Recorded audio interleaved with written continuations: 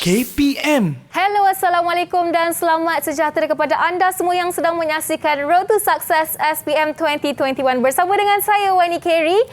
Setelah lama kita tak berjumpa, semua pun dah beraya ni, dah habis cuti, tinggal nak fokus kepada SPM balik. Dan hari ini kita akan sama-sama fokus untuk subjek yang sangat penting, iaitu subjek biologi tingkatan 4 bab 3. Tapi kalau nak tahu apa yang akan difokuskan oleh cikgu kita hari ini, kena tunggulah sampai habis, okey? Tapi sebelum tu, Wani nak ingatkan untuk sentiasa patuh pada SOP. Kerana apa? Sekarang ini kes kita semakin meningkat, jadi kita harus bersama-sama bertanggungjawab memutuskan rangkaian COVID-19 ini. Tanpa buang masa, jom kita saksikan dulu Perfect Guru kita pada hari ini. Jom!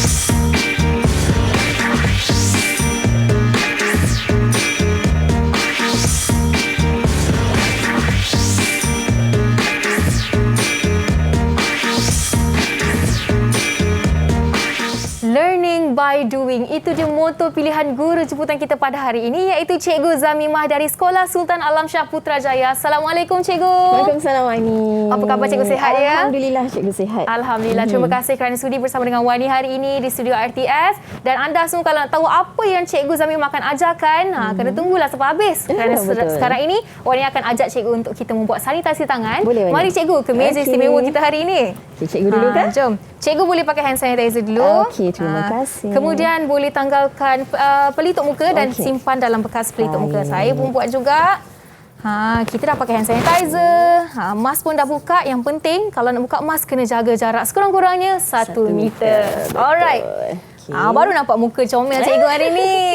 Kita simpan dalam plastik. Okey Cikgu, sebelum kita nak berkenalan dengan para pelajar kita hari ini, mungkin Cikgu boleh kongsikan bahagian mana yang akan Cikgu ajar hari ini? Baiklah murid-murid, hari ini Cikgu akan fokuskan macam yang Wani sebut tadi, Cikgu akan fokuskan mata pelajaran tingkatan 4, okey, bab 3, yang mana tajuk dia adalah pergerakan bahan merentasi membran plasma. Masih lagi dalam tema 1. Tema 1 adalah tema untuk asas biologi, yang mana sangat penting untuk kita memahami tema 1 yang kita akan gunakan dalam tema-tema yang lain. Okey. Jadi murid-murid kena fokus walaupun dia tema 1, tema 1 tu adalah foundation dia, basic dia. Kiranya ni baru foundation lah ni. Betul, baru foundation. Jadi kena kukuhkan foundation, barulah topik-topik yang seterusnya kita akan lebih selesa untuk belajar. Ya, insya-Allah itu dia. Jadi sekarang ni kita nak berkenalan lah dengan para pelajar kita dari Sekolah Sultan Alamsyah Putrajaya. Mari kita panggil mereka ke dalam studio RTS sekarang. Assalamualaikum, apa khabar semua? Assalamualaikum. Segak bergaya dalam baju Melayu hari ini. 4 pelajar Cikgu hari ini, ya Cikgu? 4 pelajar hari ini. Okey, jom kita nak mintalah mereka satu demi satu perkenalkan diri mereka. Kita mulakan dari Adam, bagi tahu nama dan umur berapa. Selamat sejahtera, nama saya Adam Rafiqi bin Aminuddin, umur 17. Alright, seterusnya Irfan. Salam sejahtera, nama saya Muhammad Irfan Syami dan umur saya 17 tahun. Okey, seterusnya kita ada Ryan. Salam sejahtera, nama saya Muhammad Ryan Jaina dan saya berumur 17 tahun. Alright, dan akhir sekali kita ada Akil. Salam sejahtera, nama saya Akil Farhan dan saya berumur 17 tahun. Okey, tu dia 4 orang pelajar berumur 17 tahun. Calon SPM tahun ini, ya Cikgu. Tahun ini, insya-Allah. Kita dah berkenalan dengan mereka dan nampaknya mereka pun dah bersiap sedia ni dengan baju Melayu semangat yang lain hari ini. Semua baju Melayu hari ini. Ya, tapi sebelum itu apa kata kita nak berehat seketika dulu, kita bagilah Cikgu bersedia untuk mengajar biologi hari ini. Dan anda jangan ke mana-mana, kita kembali selepas ini dalam Road to Success SPM 2021.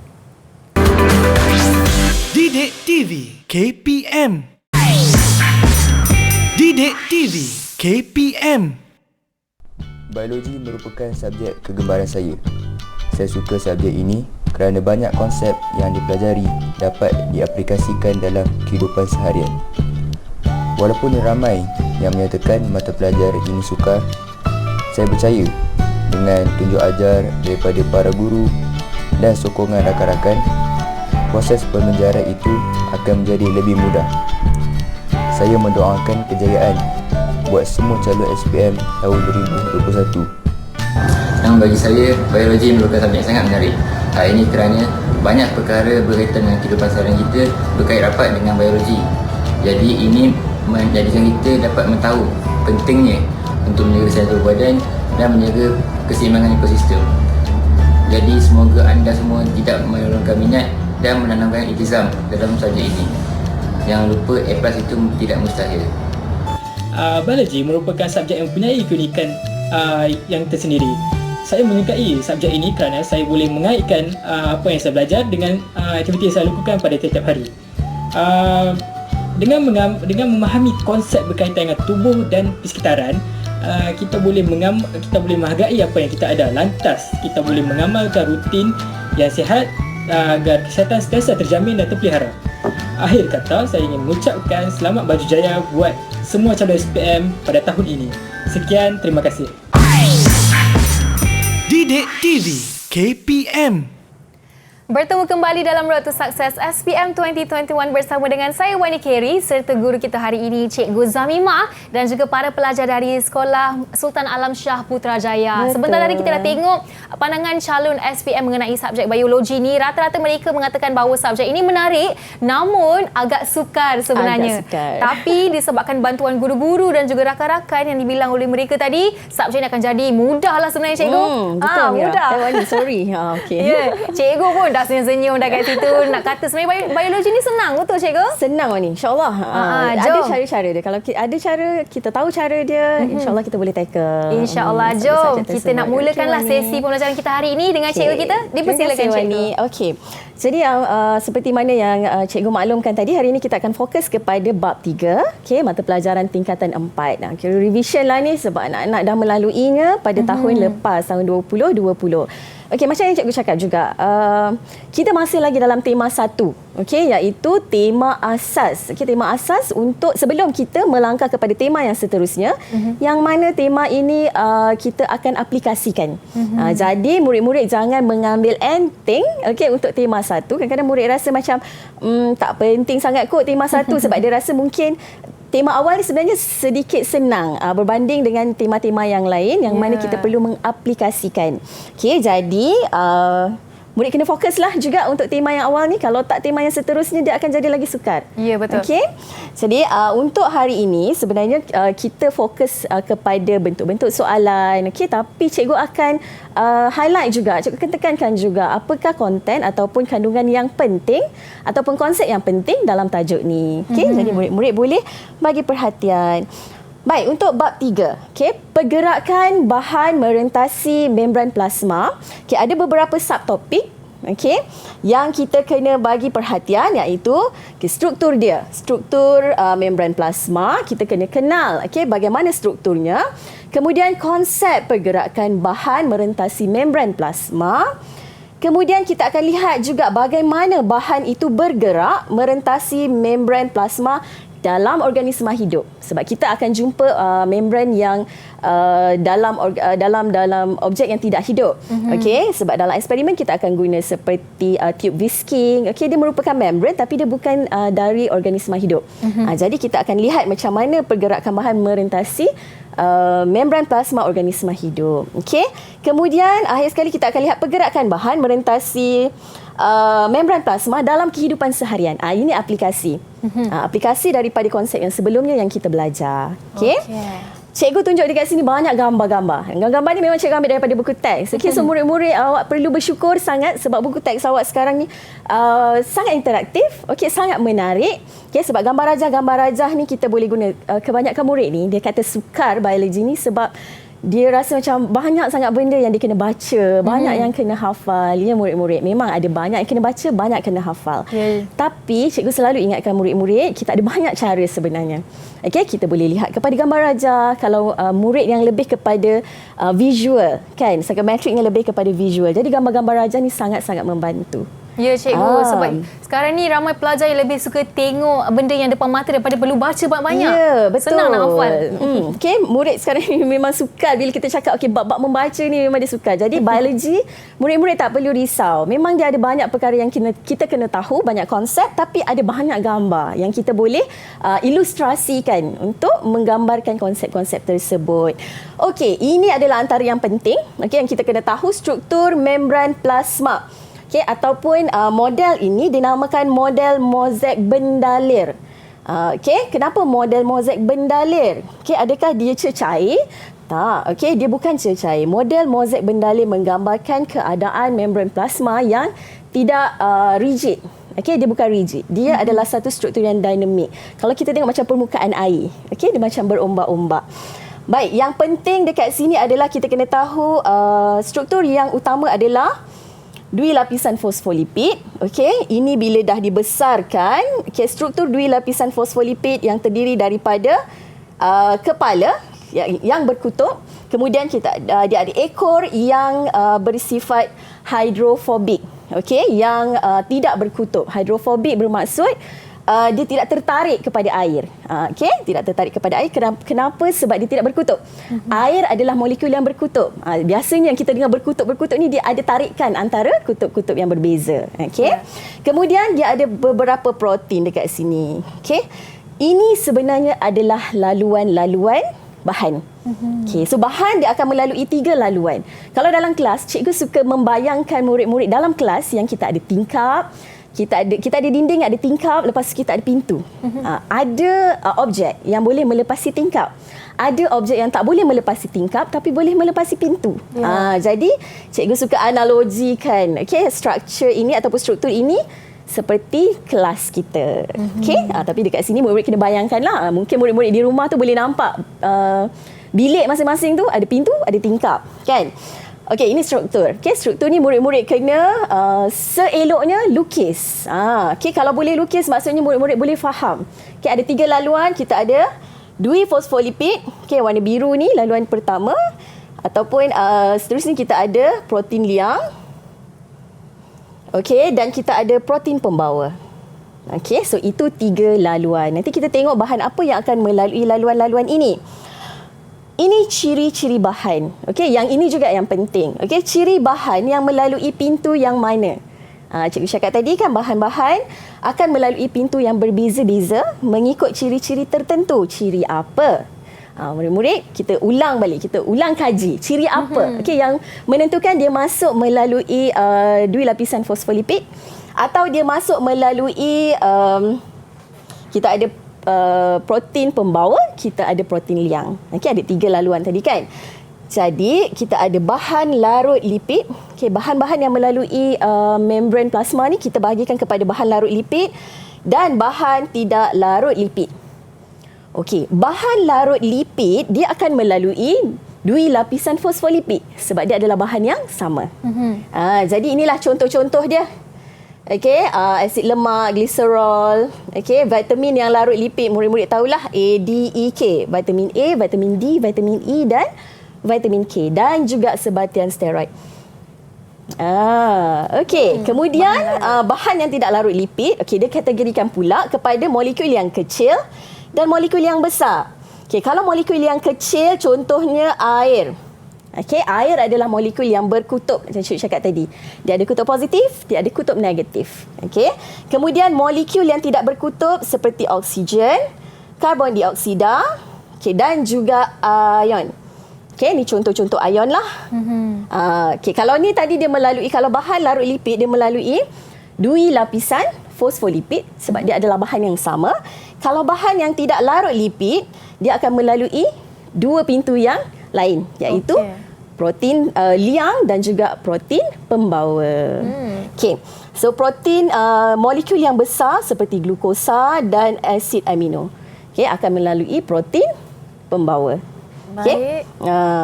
Kemudian cikgu highlightkan yang penting je murid-murid. Cikgu memang dalam masa sejam ni kita tak sempat nak bincang semua konten dekat dalam tajuk ni. Ini adalah gambaran. Macam yang cikgu tunjuk tadi, ini dalam bentuk teks lah. Kita tengok gambaran struktur. membran plasma. Okey, kita ada warna biru ni, kita ada dui lapisan fosfolipid. Kita ada protein liang. Warna merah ni protein liang. Okey, dan kita ada protein pembawa warna orange. Jadi bahan apa yang akan melalui 3 pintu ini? Ada 3 pintu Yang ni pintu yang utama. Okey. So yang melalui pintu utama adalah molekul-molekul yang kecil. Okey, molekul kecil yang tidak berkutub. Kita tengok kat sini yang tidak berkutub. Seperti oksigen dan karbon dioksida. Okey, lepas tu kita ada air. Okey, air akan melalui dua lapisan fosfolipid sebab dia kecil. So yang besar dia akan melalui mana? Dia akan melalui ion. Molekul kecil dan ion dia akan melalui protein liang. Okey, dan molekul yang besar. Okey, dia akan melalui protein pembawa. Okey, jadi 3 pintu ni murid-murid kena tahu bahan apa yang melalui setiap pintu. Dan ada satu lagi yang kita kena tahu, bagaimana bahan-bahan ini melalui pintu-pintu ini. Okey, jadi 3 dah cikgu kata konsep yang murid-murid kena tahu. 1, struktur membran plasma itu sendiri. Apa yang ada pada membran plasma. Okey, kemudian kita kena tahu juga bahan apa yang melalui pintu-pintu pada membran plasma. Dan yang ketiga, bagaimana bahan-bahan tersebut melalui membran plasma. Okey. Okey Mira, so cikgu teruskan kepada bagaimana. Okey, bagaimana bahan-bahan tersebut melaluinya. Tadi kita dah tengok air akan melalui dua lapisan fosfolipid. Okey, jadi apakah nama proses pergerakan yang melibatkan molekul air? Okey, ada siapa-siapa yang boleh jawab tak? Tercengang je anak-anak murid cikgu ni. Siapa nak cuba soalan pertama? Apa nama proses dia? Kalau melibatkan pergerakan air. Osmosis you. Okey, betul. Okey, osmosis. Proses osmosis. Proses osmosis. Okey, bila kita sebut osmosis sahaja. Betul. Okey, so bila kita sebut osmosis saja bermaksud dia melibatkan pergerakan molekul air. Okey, tak melibatkan bahan-bahan lain. Sebab bahan lain dia ada cara pengangkutan yang lain. Okey. Jadi kita tengok osmosis dulu dekat sini. Apakah maksud osmosis? Okey, kalau kita tengok dalam aktiviti yang cikgu tunjukkan ini, kita ada tiup ni, yang mana di tengah-tengah ni diletakkan membran telap memilih. Okey, dia seakan-akan membran plasma dalam sel hidup. Okey, tapi dia bukan sel hidup lah. Jadi tapi ciri dia sama, iaitu membran telap memilih. Okey, iaitu sama dengan ciri membran plasma dalam sel hidup. Jadi, apa yang diletakkan dalam ni? 2 larutan. Okey, 2 larutan yang berbeza kepekatan. Okey, berbeza kepekatan maksudnya kita ada 2 molekul yang berbeza. Kita ada molekul air dan kita ada molekul sukrosa. Sukrosa tu apa? Gula. Okey, so kita ada molekul gula. Jadi 2 kepekatan yang berbeza. Kalau kita tengok betul-betul dalam gambar ni, molekul sebelah kiri cikgu labelkan A lah. Okey. Molekul di kawasan A, molekul airnya lebih banyak daripada molekul sukrosa. Manakala di kawasan B, molekul sukrosanya lebih banyak. Jadi, kita dapat lihat dekat sini bahagian B, okey, kepekatan sukrosanya tinggi. Okey, manakala bahagian A, kepekatan sukrosanya rendah. Tetapi keupayaan airnya tinggi. Keupayaan air tinggi. Keupayaan air tinggi apabila larutan berkepekatan rendah. Maksudnya macam kita bancuk air gula tu kan, kita boleh beza larutan gula yang cair, larutan gula yang pekat. Betul, lagi banyak gula tu lagi pekat air tu sebenarnya. Betul Wani. Okey, so lagi banyak gula lagi pekat air. Okey, bila lagi pekat air bermaksud dia punya keupayaan air dia rendah. Okey, apa keupayaan air? Kebolehupayaan air tu untuk bergerak merentasi membran telap memilih. Okey, jadi apa yang berlaku dekat sini? Selepas beberapa ketika, okey, kita boleh lihat ada anak panah kat sini. Okey, anak panah ni menunjukkan pergerakan air. Okey, kenapa air yang bergerak? Kenapa glukosa tak bergerak? Okey, dalam kes ni bila kita pilih membran telap memilih, okey, kita pastikan membran ini tidak membenarkan glukosa untuk lalu. Sebab glukosa ni sebenarnya molekul yang besar.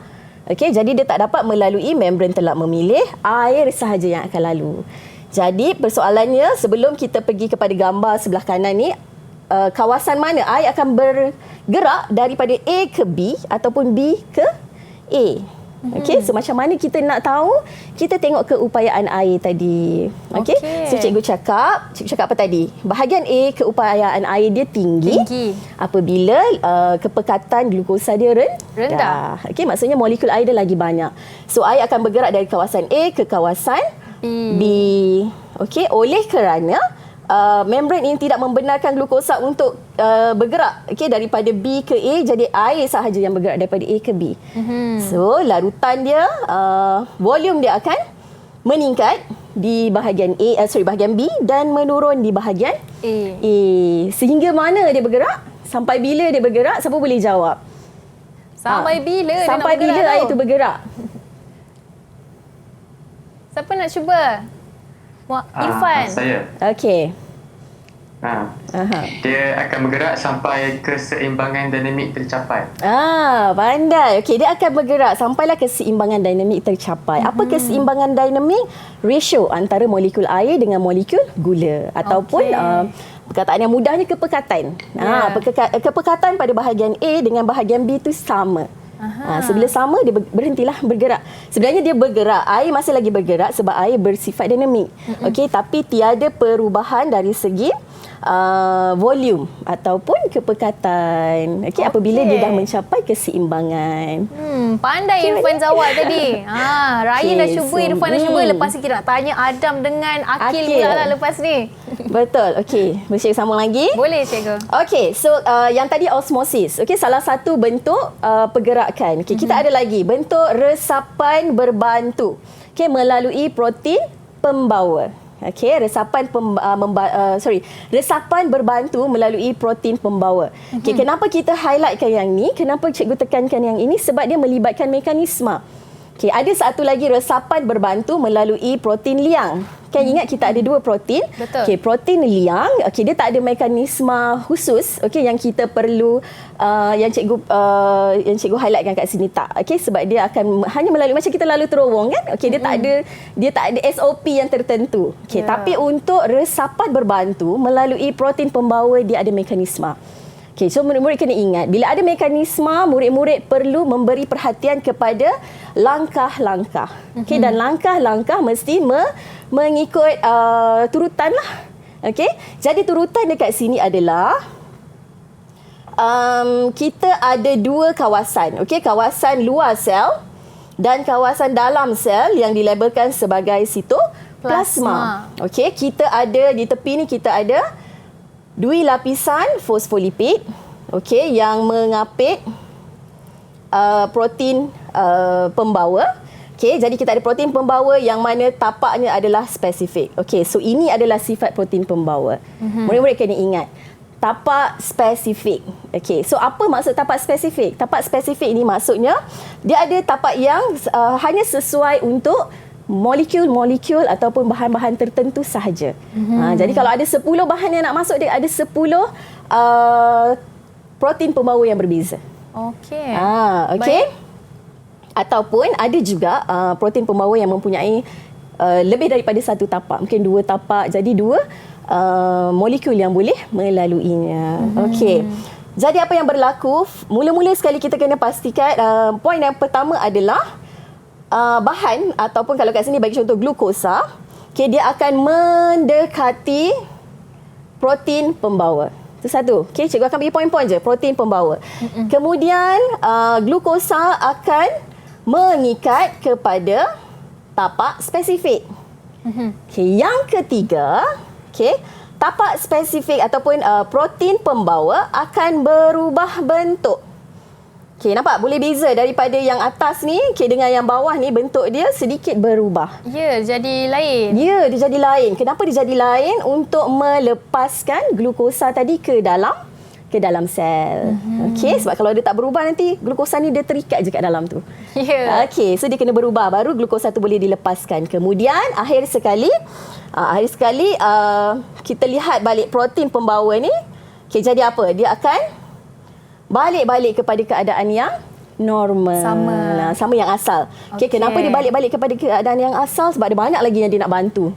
Okey, untuk pindahkan. Alright. Okey? Jadi itu adalah, ini kiranya proses lah kan cikgu? Ya, betul. Proses Ini proses. resapan berbantu melalui protein pembawa. Betul. Jadi lepas ni mungkin ada, kita belum tanya lagi Adam dengan Akil ni. Okey. Belum sampai lagi soalan nak tanya mereka. Nanti Get kita ready tanya. sebab sekarang kita nak bagi mereka peluang untuk berehat dulu seketika. Boleh, Wani. Dan anda di rumah boleh berehat dulu seketika dan kembali selepas ini dalam Road to Success SPM 2021.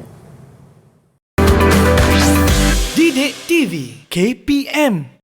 Kembali lagi bersama saya Wani Carey dalam Road to Success SPM 2021 untuk subjek Biologi tingkatan 4 bab 3 bersama dengan Cikgu Zamimah dan juga para pelajar dari Sekolah Sultan Alam Shah Putrajaya. Okey Cikgu, kita dah Wani. tengok dah beberapa proses tadi dan jom betul. kita nak sambung sesi pembelajaran kita hari ini. Dipersilakan Cikgu. Okey, jadi seterusnya pengangkutan yang terakhir lah ni. Okey, pengangkutan yang terakhir tadi kita dah tengok osmosis, kita dah tengok pengangkutan berbantu melalui protein pembawa. Okey, dan kemudian kita akan tengok pengangkutan aktif. Okey, so pengangkutan aktif ni dia berbeza sikit. Kalau kita tengok osmosis tadi, lepas tu pengangkutan yang awal tadi melalui dui lapisan fosfolipid.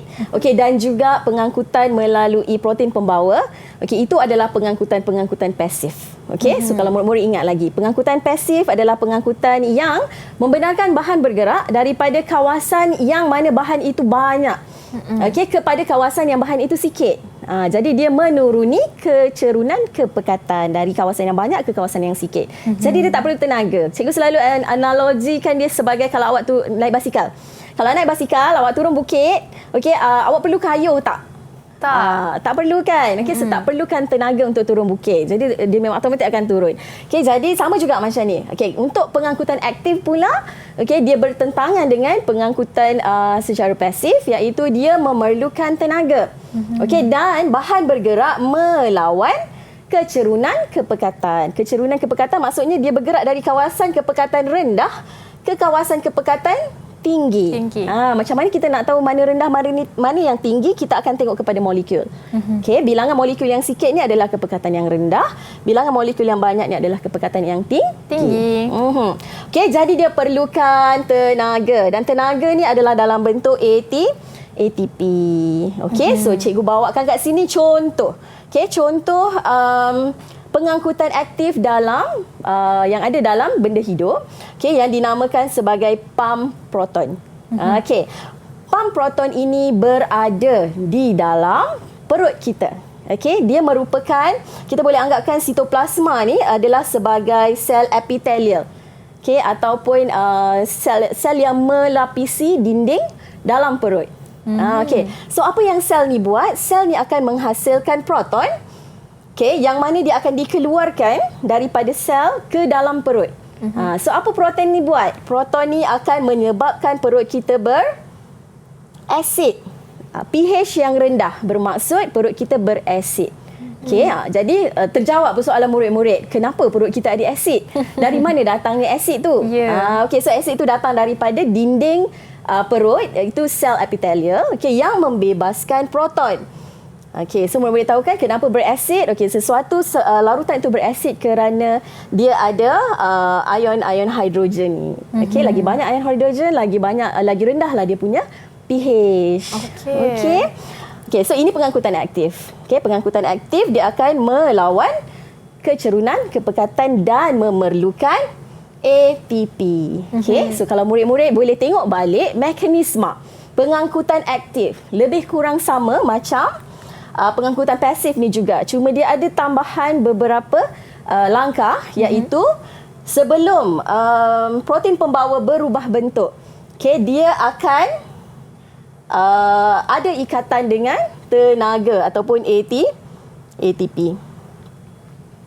Okay, sebab tadi dia perlukan ATP kan. Jadi untuk pengangkutan aktif dia ada tambahan kat sini. Sinilah. Okay, right. Kemudian kita teruskan kepada ini adalah bab yang mana? Kalau kita tengok subtopik tadi, okey, aplikasi pengangkutan ataupun pergerakan bahan melalui merentasi membran plasma dalam aplikasi kehidupan seharian.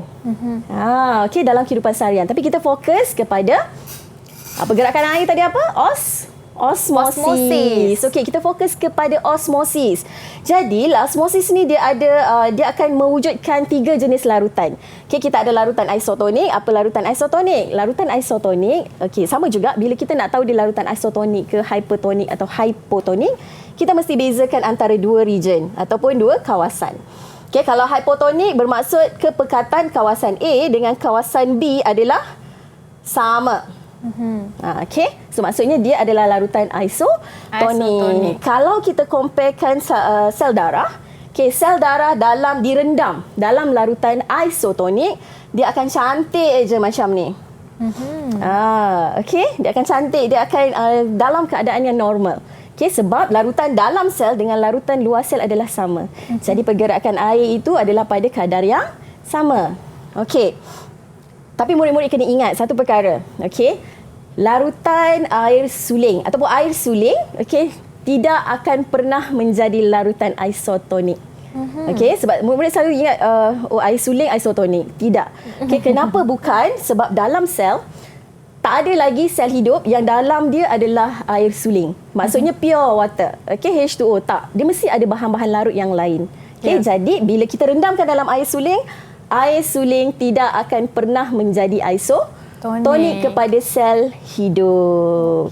Okey. Baik. Alright, kemudian larutan hipotonik. Okey, larutan hipotonik bila kita tengok 2 kawasan ni, okey, macam mana kita nak tahu larutan itu adalah hipotonik? Hipotonik maksudnya kepekatan bahan terlarut yang rendah.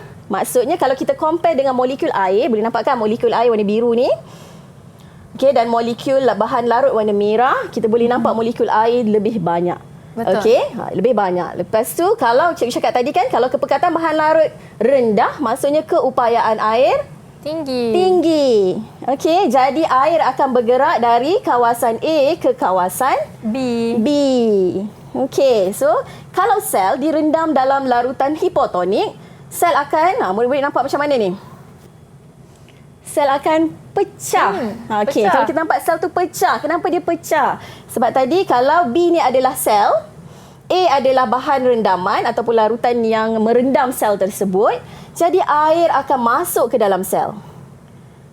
Bila air masuk ke dalam sel dengan banyak, sel tersebut akan pecah. Okey, dan keadaan ini dinamakan hemolisis. Okey, keadaan sel darah merah yang pecah disebabkan kemasukan air yang banyak. Okey. Kemudian dan akhir sekali adalah larutan hypertonik. Okey, larutan hypertonik, okey, kalau kita tengok ratio ataupun bilangan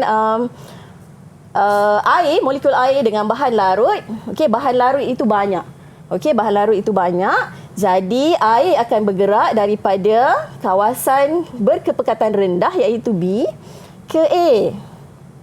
Okey, kalau B tadi adalah dalam sel ataupun sitoplasma, okey, jadi air daripada dalam sel akan keluar. So bila air daripada dalam sel keluar, sel akan mengecut. Oh, itu rupanya mengecut juga. Ni rupanya mengecut. Okey, so kalau kita tengok yang asal tadi dia bulat kan? Bulat. Okey, sekarang ni dia macam shrinking. Macam durian jadinya.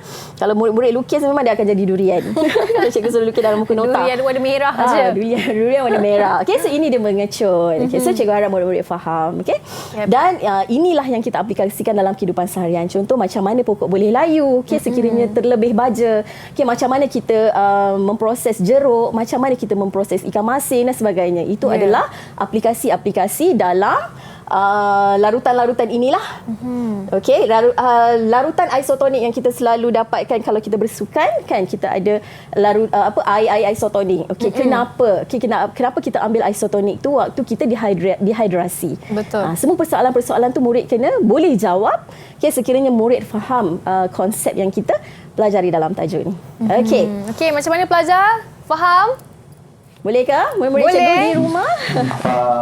Faham. Okay, very good. Okay, now kita pergi kepada bentuk soalan.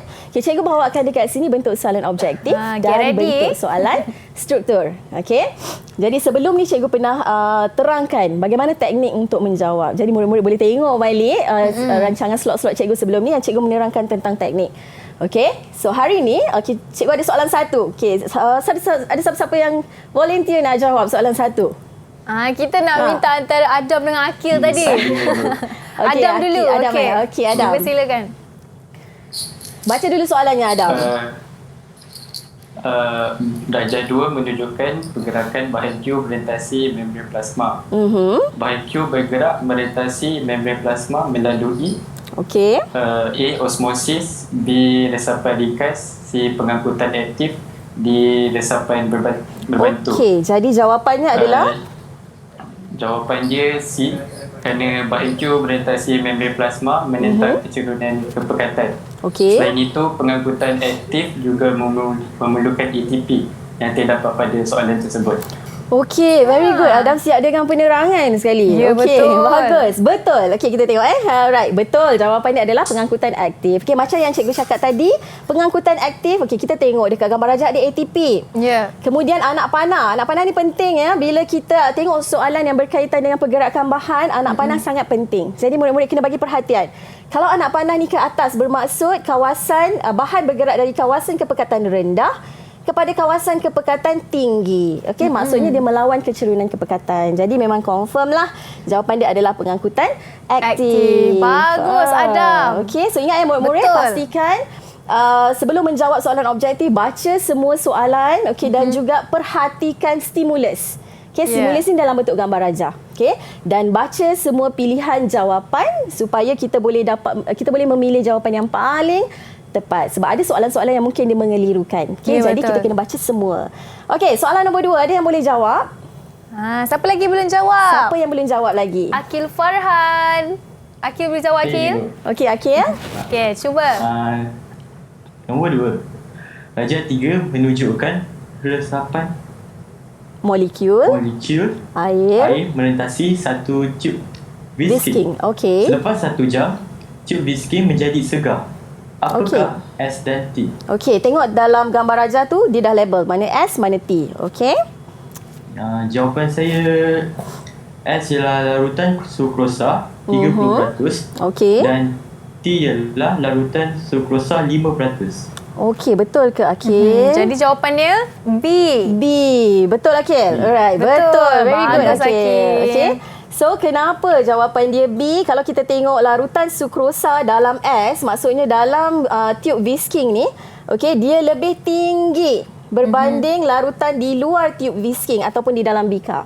Jadi, kalau larutan sukrosa ni lebih tinggi, bermaksud keupayaan air dia adalah rendah berbanding T. T ni lebih tinggi keupayaan airnya. So, air akan bergerak daripada luar ke dalam tube whisking. Jadi tube whisking ni kembunglah dia.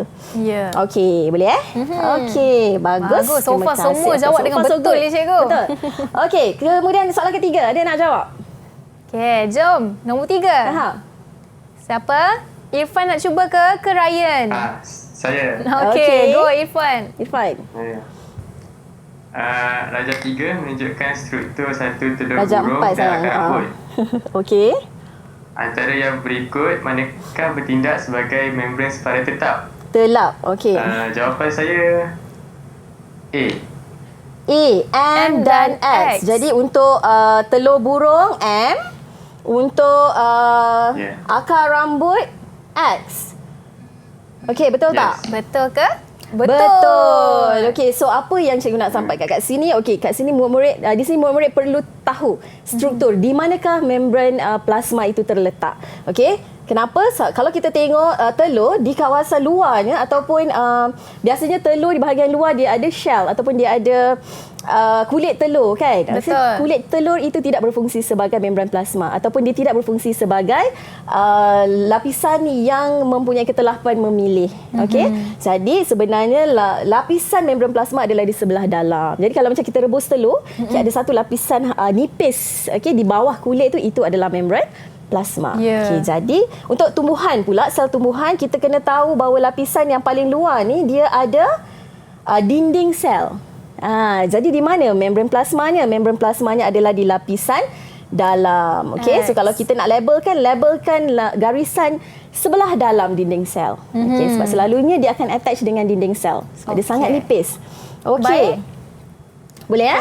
Boleh. Okey, jadi Seterusnya. seterusnya yang ini menarik sikit. Okey, yang ini cikgu baca soalan dia. Sekumpulan pelajar ingin menyiasat kesan kepekatan larutan yang berbeza terhadap sebatang pokok keembong. Okey, jadi 2 potong batang pokok keembong dengan panjang dan saiz yang sama direndam dalam larutan sukrosa 0.5% dan larutan sukrosa 0.1%. Yang mana kita nampaklah dekat sini betul ke ataupun 1.0 kalau tak salah cikgu. Betul 1.0. Okey, betul kan soalan? 1.0%. Okey. Dia dah bagi dekat sini hint. Okey, untuk larutan 0.5 apa yang berlaku selepas eksperimen ataupun pada akhir eksperimen tiada perubahan pada keratan batang pokok keembong ini.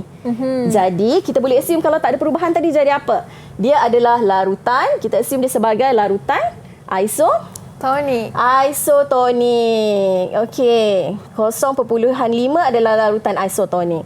Jadi soalannya adalah lukis bentuk batang pokok keembong pada akhir eksperimen. Okey, pada akhir eksperimen. Mungkin murid-murid boleh lukis sekejap. Boleh tak? Cikgu bagi 10 saat untuk lukis. Simple je lukisan dia. 1. Sebelum kita lukis sama-sama. 2. 3. Kira sendirilah. Jadi untuk 1.0% saja cikgu. 1.0%. Jadi dia lebih pekat berbanding 0.5 tadi. Kalau dia lebih pekat berbanding 0.5, jadi macam mana? Okey, murid tak nampak cikgu lukis kan? Nanti kita Cikgu lukis. compare. Okey, pelajar jangan pandang ya. Tunduk je bawah tu. Okey, tunduk je. Okey, lari-lari pula lukisan dia. Okey, tak apa. Okey, cikgu harap murid-murid dah siap sebab cikgu dah siap. Okey, lebih kurang macam ni lukisannya. Kalau dah siap, tunjukkan kertas anda dekat kamera. Wow, okey, sama ke dengan lukisan cikgu? Lajunya diorang semua lukis cikgu. Kan cikgu cakap tadi lukisannya simple Sama je. tak dengan cikgu punya? Cuma cikgu punya ada terconteng sedikit di situ. Sebab dia lari. Tapi betul ya cikgu jawapan mereka semua? Betul. Okey, semua betul. Wow. Okey, maksudnya sebenarnya lukisan dia macam mana? Kalau kita tengok dekat sini dia label sebagai epidermis. Okey, yang mana epidermis dia ada lapisan kutikel. Okey, yang mana tidak menyerap air ataupun tidak membenarkan air untuk masuk ke dalam tisu epidermis ni. Jadi, tiada perubahan berlaku pada epidermis. Jadi pada bahagian tisu ni pula permukaan yang dipotong ini okey, dia membenarkan air untuk bergerak sama ada masuk ataupun keluar. Oleh kerana tadi larutan 1.0 lebih pekat, keupayaan air lebih rendah di luar, jadi air akan keluar. Nak pandang silap. Okey, air akan keluar daripada tisu menyebabkan bahagian yang dipotong ni tadi dia mengecut. Okey. Bila dia mengecut dia akan membengkok ke dalam lah. Boleh. Jadi itu jawapan untuk nombor 4 ya cikgu? Okey, ini jawapan untuk nombor 4. Alright. Okay. Jadi kita pun dah jawab 4 soalan dan lepas kita nak tahulah apa lagi soalan dan apa lagi penerangan yang akan cikgu bagi untuk kita semua. Tapi sebelum tu kita nak berehat dululah seketika dan jangan ke mana-mana, kembali dalam Road to Success SPM 2021. Didik TV KPM. Kembali dalam Road to Success SPM 2021 bersama dengan saya Wani Kerry serta cikgu kita Cikgu Zamimah dan juga para pelajar dari Sekolah Sultan Alam Shah Putrajaya. Baik, kita dah buat 4 soalan. Katanya ada lagi 4 soalan ni cikgu. Lebih kurang 4 soalan jom lagi. kita nak sama-sama jawab soalan bagi habis ni. Nak tengok antara mereka siapa yang menjawab paling banyak betul. Tapi so far ni semua memang calon pelajar cemerlang lah cikgu. Mereka semua memang bijak-bijak belaka.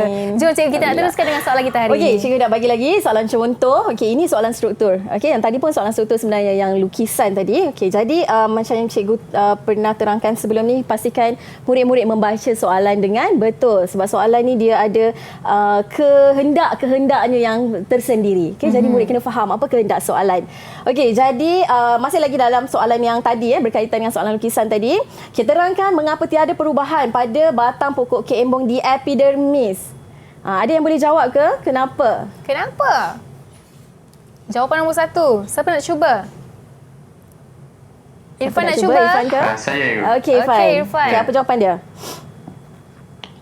Jawapan dia sebab dekat epidermis dia tidak mempunyai lapisan kutikel yang tidak menyerap air. Okey, dia mempunyai lapisan kutikel yang tidak menyerap Air. Epidermis mempunyai lapisan kutikal yang tidak menyerap air. Betul. Okey, betul. Bagus. Bagus. So cikgu dah explain tadi kan kenapa dia tidak berubah. Dan apa pula perubahan yang berlaku pada permukaan yang dipotong? Siapa pula nak jawab? Jawapan nombor 2. Siapa nak cuba? Saya. Okey, Siapakah saja itu? tu? Adam. Adam, okey. Permukaan yang dipotong terdiri dari sel-sel yang mempunyai membran plasma yang membenarkan pergerakan molekul air keluar dan masuk. Okey, betul ke? Oh, okey. Sama dengan skema, okey. Baik, okey. So, betul. Macam yang cikgu explain juga tadi, bahagian yang dipotong tadi, dia adalah sel-sel hidup. Okey, yang mempunyai membran plasma, yang mana membran itu membenarkan air keluar dan masuk. Jadi, bila direndam dalam larutan hypertonik, air daripada sel akan keluar. Yeah. Okey, jadi sel akan mengecut. Okey, bagus Okey. Adam. Seterusnya. Okey, yang ini cikgu boleh terangkan. Cikgu akan terangkan. Okey, sebab markah dia. Tengok markah hai murid-murid, tengok soalan dan tengok markah. Okey. Alright, dah keluar dah. Okey, so menggunakan pengetahuan biologi anda tentang ciri-ciri membran plasma, terangkan mengapa ikan masin boleh disimpan lama. Okey, yang ni cikgu terangkan. Cikgu padam balik soalan, jawapan. Okey, bila ada 3 markah, murid-murid kena pastikan ada 3 poin. Okey, ada 3 poin. Okey, poin yang pertama adalah ikan masin melalui proses dehidrasi. Okey, so apa proses dehidrasi? Proses di mana sel-sel kehilangan air. Okey.